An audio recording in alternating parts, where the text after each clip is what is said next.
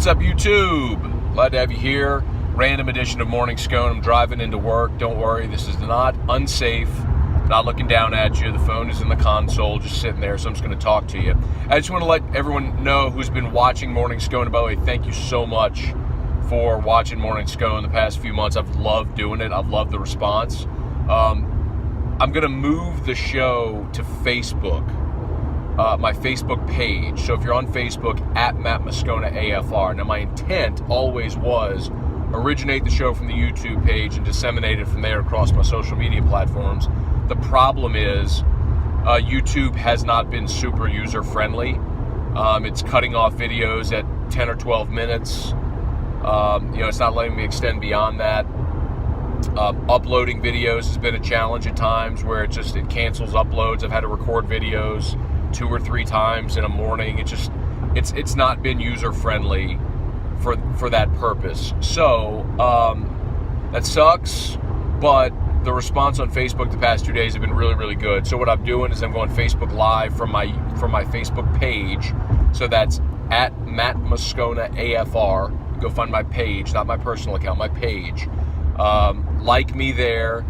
And we'll do a Facebook Live show there every morning where I'll talk about topics, and then we'll be able to do Q&A as well because it's live. So my intent also, if you prefer YouTube, is to take that show and upload it to YouTube, if possible. But I've run into some issues with that the past 2 days. So doing the best I can to try to get you this content however you want to consume it. But I do appreciate all of you who watch and continue to watch. But again, Morning Scone is going to move to my Facebook page heretofore. And my hope is to also be able to upload the show after I'm done recording it to YouTube. But just looking for best practices.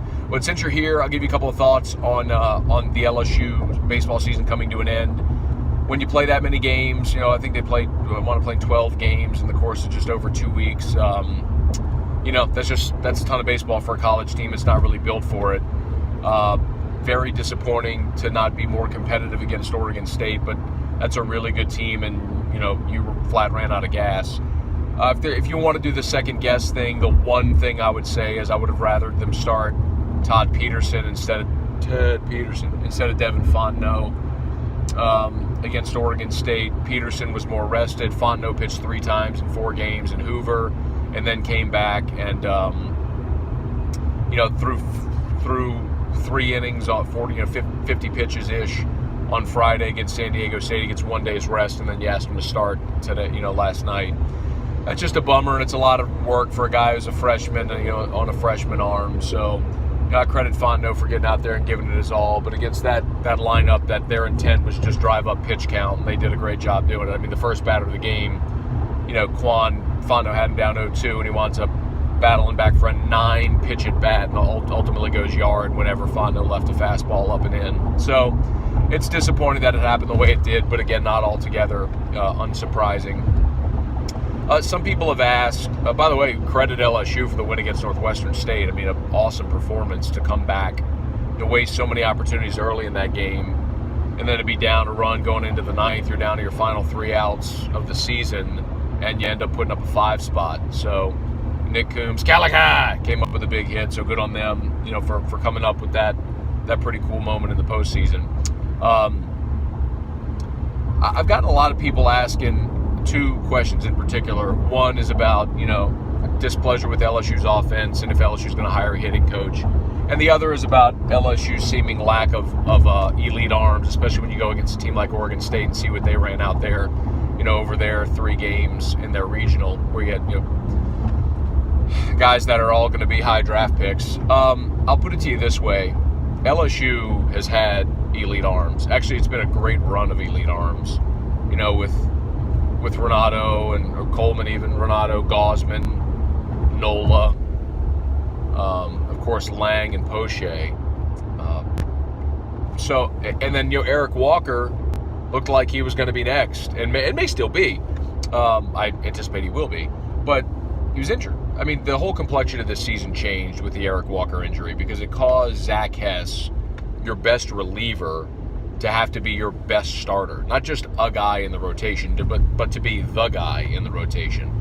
And then you had to have Mikal Hilliard, a true freshman, step up and be your number 2 guy in the rotation. It just,